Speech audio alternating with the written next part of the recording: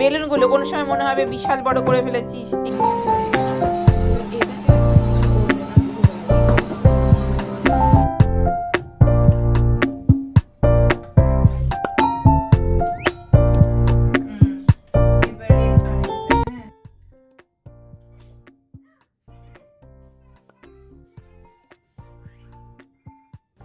আজ একটা বিশাল বড় একটা ভিডিও স্টার্ট করছি। আজকে আমার বাবা মা আসছে আটলান্টা থেকে। আমার বর এবং ছেলে দুজনে গেছে এয়ারপোর্টে ওদের নিয়ে আসতে। এছাড়াও এই উইকেই আমার ছেলের জন্মদিন, 12তম জন্মদিন। তো সেই জন্য একটা মানে বড় একটা ভিডিও হতে শুরু করেছে। আমি ভাবলাম যে আপনাদের সাথে সমস্ত কিছুই একটু একটু করে শেয়ার করি।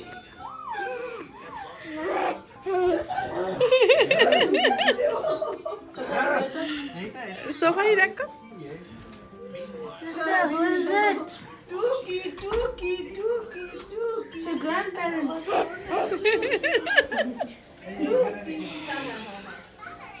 টুকি আমার সোনা টুকি কই রে টুকি দিচ্ছে দেখো টুকি দিচ্ছে যাক একটু সরগর হতে দাও একটু সরগর হতে দাও একটু সরগর হতে দাও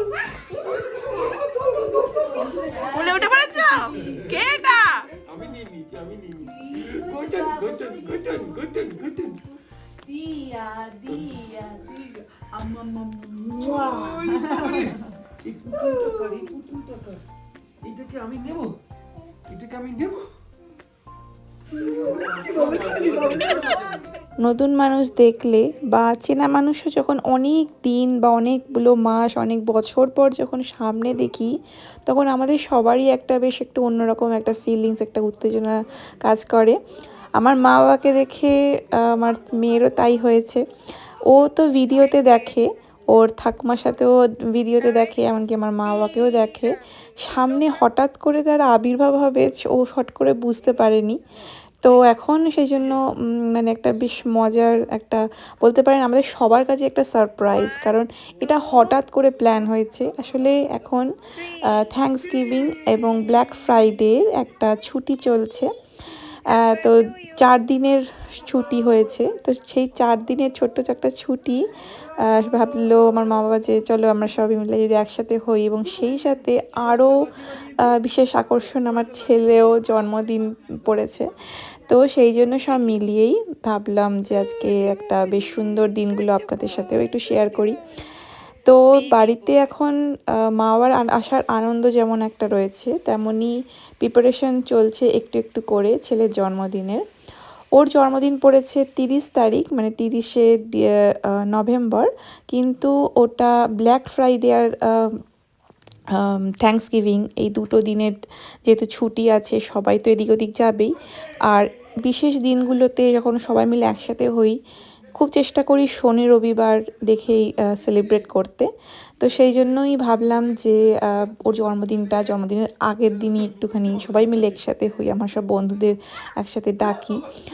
তো সেই জন্য একটা বিশাল বড় একটা কাজ চলছে, এবং সেই সাথে অনেক বড় একটা হেল্প হয়েছে বাবা মা আসায়। কারণ বাবা আমার মেয়েটাকে এমনভাবে সামলে রেখেছে, এবং আমার মেয়েও খুব সারাক্ষণ দেখছি বাবার পেছন পেছনই ঘুরছে। তো আমি এবং আমার মা দুজনে মিলেই রান্নাঘরের টুকুর কাজগুলো এগিয়ে রাখছি। আর সেই সাথে একটু ডেকোরেশন তো আছেই ঘরের মধ্যেই, যেহেতু ছোটো করে একটা করবো ডেকোরেশনটা। তো সেই জন্য একটুখানি বের করে রাখছি যে কী কী জিনিস দিয়ে সাজানো যায়, কী রকমভাবে সাজাবো। খুব সিম্পল যা আছে সেগুলো দিয়েই সাজাবো। এবারে ভাবছিলাম, অনেক কিছু ভাবনা চিন্তা তো মাথার মধ্যে ঘুরেছে কীভাবে ডেকোরেশন করব, কিন্তু মানে এক তো একটু রান্না বান্নার চাপ থাকে, সেই সাথে মা বাবাও এসছে, একটু মাঝে মাঝে তো ইচ্ছে করে তাদের সাথে একটু বসতে, একভাবে কাজ করতে তো ভালো লাগে না। তো সেই জন্য ভাবলাম যে একটা সিম্পল যা আছে সেগুলো দিয়েই সাজাই। অসরা ভয় পেয়ে পালিয়ে গেছে তো, run away, going away. Okay okay, we are making decoration. Okay, না হ্যালোইন না, বার্থডে ডেকোরেশন, দাদাস বার্থডে না।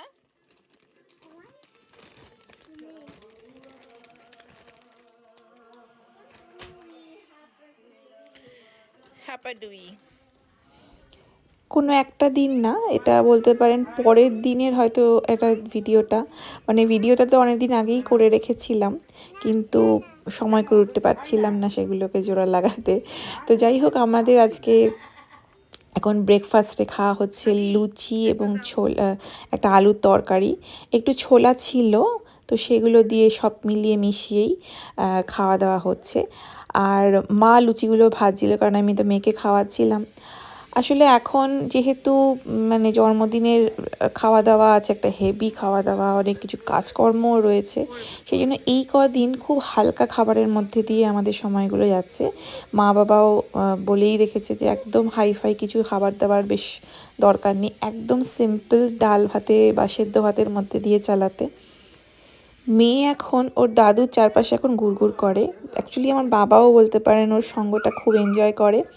এখন মেয়েকে আর দেখতেই হয় না, শুধুমাত্র খাওয়ানোর সময় আর ওর বিশেষ বিশেষ সময়গুলোকে শুধু করে দেওয়া ব্যাস, আর বাকি সময়টা পুরো দাদুর সাথে লাফালাফি হইচই একটা আনন্দের মুহূর্ত চলে ওর। মা এসে যে আমার কী বড় উপকার হয়েছে কি বলবো। রান্না করতে জানেন তো খুব একটা বেশি কষ্ট হয় না তখনই যদি আয়োজনটা করে রাখা থাকে। আর আমার মা এসে আমার এই আয়োজনটা, বিশেষ করে সবথেকে বড় যে কাজ সেটা হচ্ছে বাসন মাজা, ওটা যে করে দিয়ে আমার কত বড় হেল্প হচ্ছে কি বলবো। হ্যাঁ, ধনে পাতাটা ধুয়ে নাও, ধুয়ে 1 চামচ ঘি দাও, ঘি দিয়ে একটু কালো জিরে, শুকনো লঙ্কা না, কাঁচা লঙ্কা গোটাই দাও, একটু মাঝখান দিয়ে ফাটিয়ে গোটা মতো দিয়ে, কারণ ওই ডালটাই মেয়েকেও খাওয়াবো তাই বলছি, বেশি কুচি কুচি কুচি করো না, হ্যাঁ গোটা দিয়ে ফোড়ন দিয়ে তার মধ্যে একটুখানি ধনে পাতা দিয়ে দাও আর একটু আদা একটা দিয়ে দাও, ব্যাস। আজকে একদম সিম্পল রান্না হবে। আজকে ডাল ভাত হবে। তো ডালটা কিভাবে হবে সেটা মাকে একটুখানি বলে দিচ্ছিলাম, কারণ আমি মেয়েকে তো খাওয়াচ্ছি।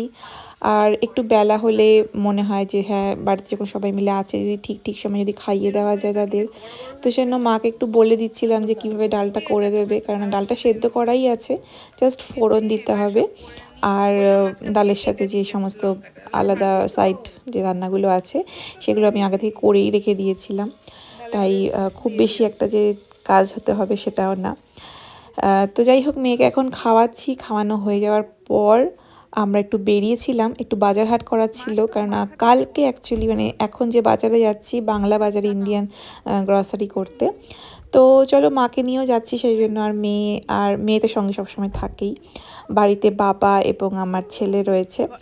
তো দোকানে গিয়ে এইবারে আমরা গিয়ে সিঙ্গারা খেলাম, গরম গরম, আর বাইরে এত সুন্দর ঠান্ডা পড়ে গেছে কি বলবো। তো ঠান্ডা ওয়েদারে এই গরম গরম শিল জিলাপিগুলো অসাধারণ খেতে ছিল।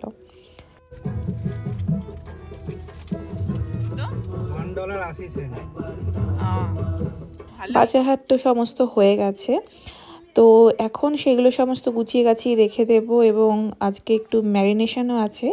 কালকে যেহেতু সব লোকজন আসবে, সেজন্য আগের দিন আমি ছোট ছোট কিছু কিছু কাজ এগিয়ে রাখতে চাইছিলাম। তো আমটা ভাবলাম চাটনিটা করে রেখে দিই, তো মাংসটাও ম্যারিনেট করবো, একটুখানি মাটন বানাবো, তো সেই জন্য মাটনটা যদি আগের দিন ম্যারিনেট করে রাখা যায় তো বেশ ভালো হয়, কারণ মাংসের মধ্যে যত লবণ ঢুকবে তো জিনিসটা বেশ ভালো হবে।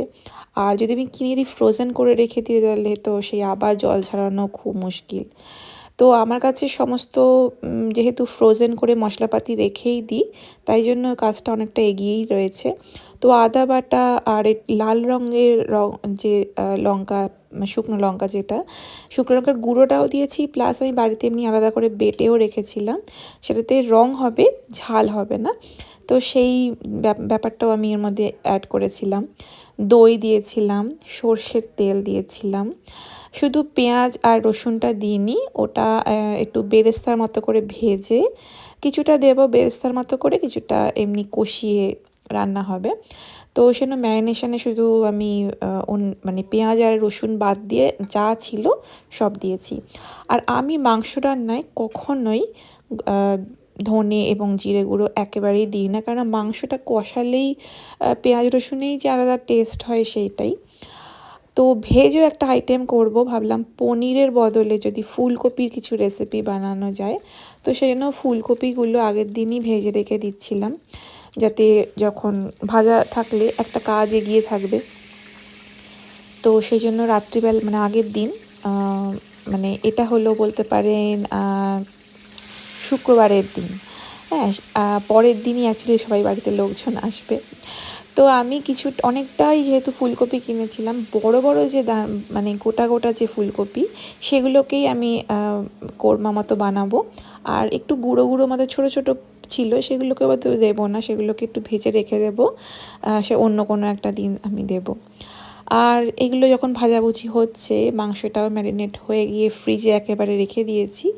সেই সাথে আমি আমের চাটনিটাও করে রাখছি, কারণ আমের চাটনি তো আর কেউ গরম গরম খাবো না। তো আমের চাটনিটা করে রাখলে একটা কাজও হয়ে গেল, প্লাস মানে বেশ সুন্দর একটা আগের দিন করে রাখলে বেশ ভালোও হয়। কিছু কিছু জিনিস তো আগের দিন করতেই হয়। তো যাই হোক, আমার এটা সুবিধা হয়, সেই জন্যই আমি ভাবলাম যে চাটনিটা আগের দিন করে রাখি। কারণ যেদিন মানুষের লোকজন আসে, তাকে আমরা যেমন টাটকা খাবার খাওয়াতে চাই, ঠিক তেমনই জানেন তো বাড়িতে লোকজন আসে তাদের কিন্তু অ্যাটেন্ড করাটাও খুব দরকার। তো সেই জন্য আমি চাই না যে রান্না চলাকালীন মানে রান্না করব এবং বাড়িতে লোকজন আসবে তাদের সাথেও সময় কাটাবো, দুটো কাজ একসাথে হবে না। তো কিছু কাজ আমি এগিয়ে রেখে দিতে চাইছিলাম। তাই মানে আয়োজন, মশলাপাতি বেটে রাখা, ভেজে রাখা কিছু জিনিস। তো যাই হোক, আমি চাটনিটা বানাচ্ছি। আমগুলো যেহেতু খুব টক হয়, তো সেই জন্য প্রচুর চিনি লাগে। আর আমার না চাটনি বলতে ওরকম জলের মতো গড়গড়ানি ওই জিনিসটা আমার ভাল লাগে না। আমার ভীষণ ভাল লাগে বেশ একটু টাইট টাইট, একটু ঝাল ঝাল, টক টক, মিষ্টি মিষ্টি, যেন ঝাল ঝাল একটু যেন থাকে, সেই রকম চাটনি আমার খুব ভাল লাগে। আর ওরকম জলের মতো ট্যালট্যালারি ভালো লাগে না। আমি ছোটোবেলা থেকে সবসময় চাটনি যখনই খেয়েছি একটু আঁটো আঁটো খেয়েছি, খুব আঁটো না, তাহলে তো আচার হয়ে যাবে। কিন্তু যখন শ্বশুরবাড়িতে যখন গেলাম, দেখলাম পুরো ঝোলের মতো মনে হচ্ছিলো যেন বাটিতে যদি খায়, থালায় কেন এত কষ্ট করে খাচ্ছে, বাটি করে খেলেই তো হয়ে যায় বা গ্লাসে করে খেলেই তো হয়ে যায়। কিন্তু যখন আমি নিজে হাতে বানাতে শুরু করলাম, তখন আমি জিনিসটাকে একটু নিজের মতো করে একটু বানিয়ে নিলাম, মানে বানাই। আমি সবার লাস্টে যখনই আমের চাটনি বানাই, সবার লাস্টে মোটামুটি হয়ে গেছে যখন আমি ভাবি যে হয়ে গেছে, তখন আমি ওর মধ্যে একটুখানি চাট মশলা আর একটু 5 ফোড়নের ভাজা গুঁড়োটা দিই, একটু আলাদা করে ভেজে রেখে তারপর ওটা গুঁড়ো করে দিই। আর এইটা হচ্ছে একটা স্টার্টার হবে, একটা ভেজ স্টার্টার। এটা হচ্ছে সোয়া কাবাব মতো বানাচ্ছি।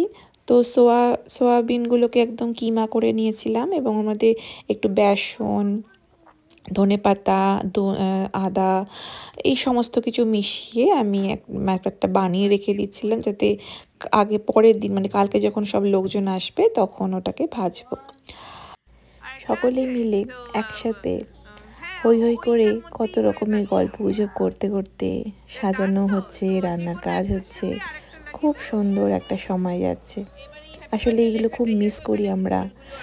দেশে থাকলে কি হয়, দেশে অনেক লোকজন থাকে, সবাই মিলে হইচই করে সব কিছু একসাথে করা যায়।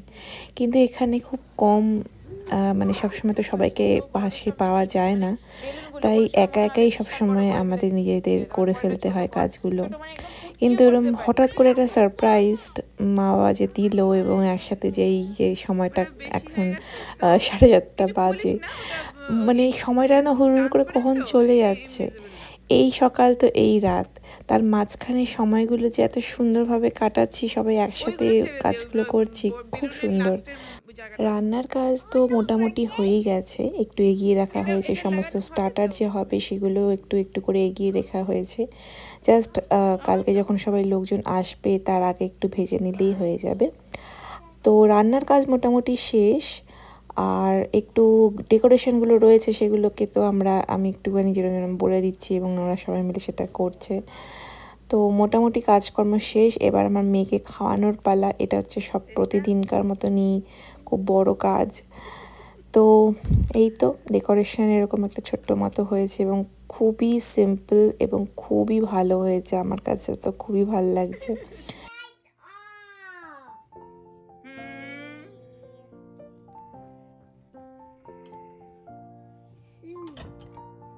সবার লাস্টে যে রান্নাটা ছিল, যেটা মিষ্টি, খুব ইচ্ছে ছিল জানেন তো বালুশাহী বানানোর।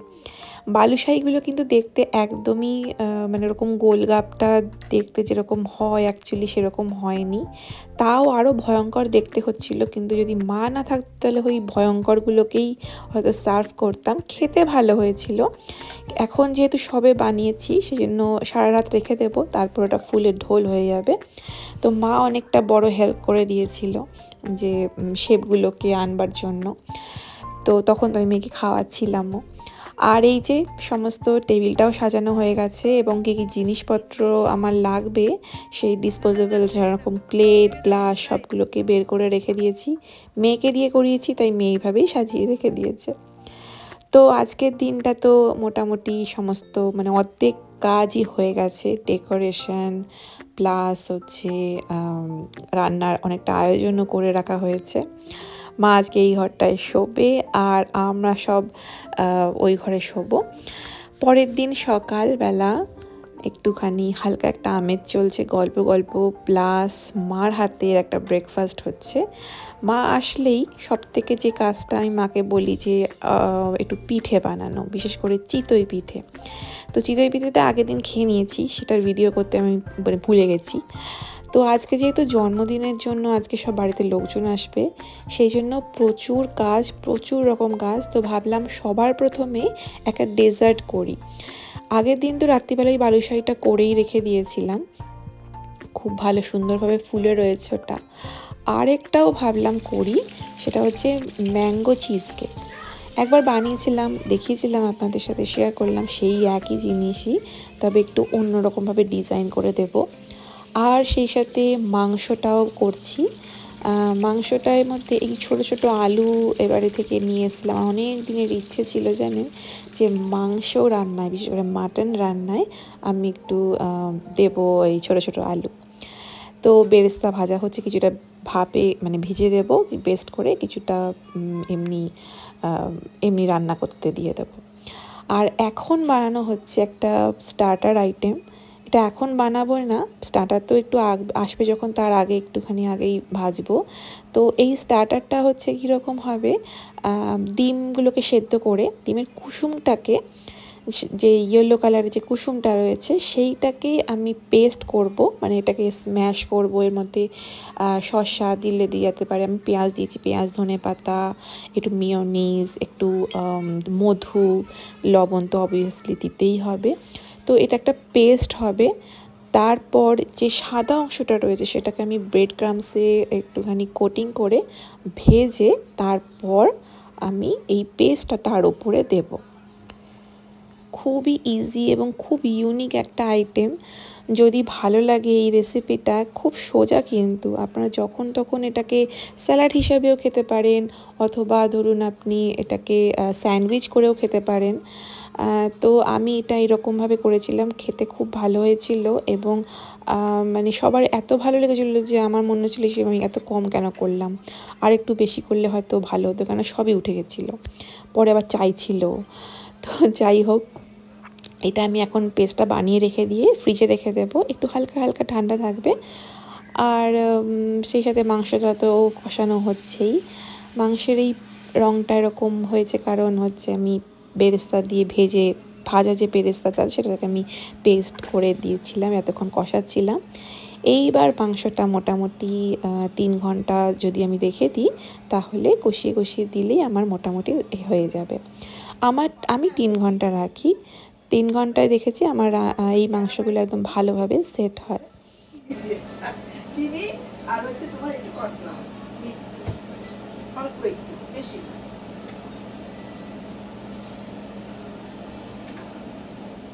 ম্যাঙ্গো চিজ কেক বানাতে গিয়ে কিছুটা ওপরের যে জেলিটা ছিল সেটা কম হয়েছিল।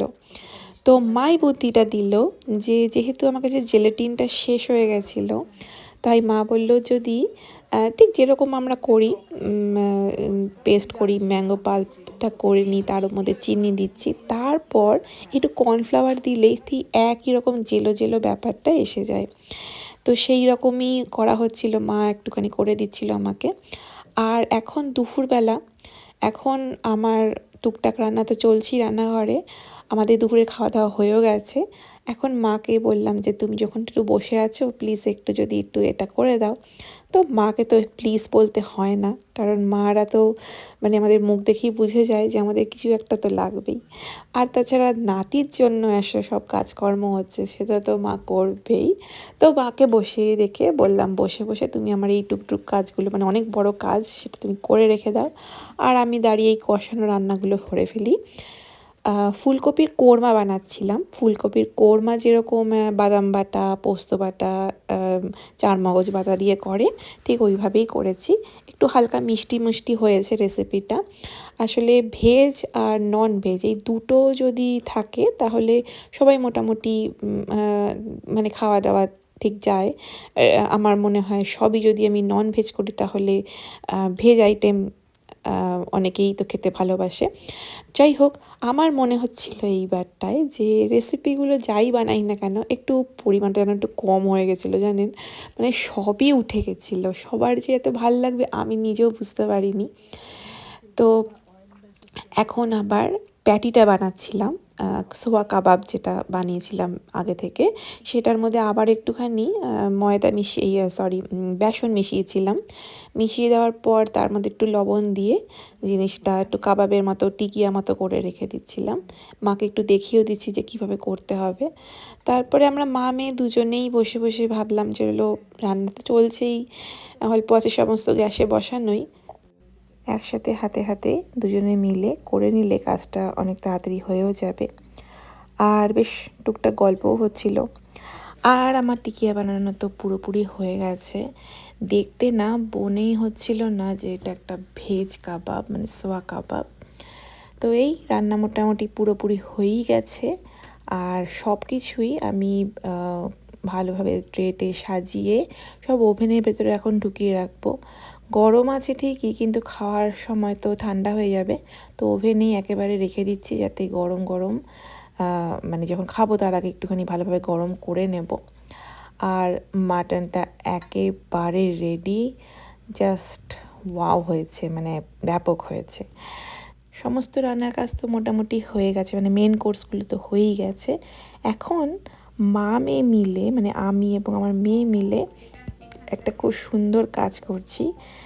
যে ম্যাঙ্গো ডেজার্টটা বানিয়েছিলাম সেটা একটু ডেকোরেট করছি। আর আমার এত সুন্দর মোমেন্টটাকে ভাবলাম, বাবাকে বললাম যে একটু ছবি তুলে দাও।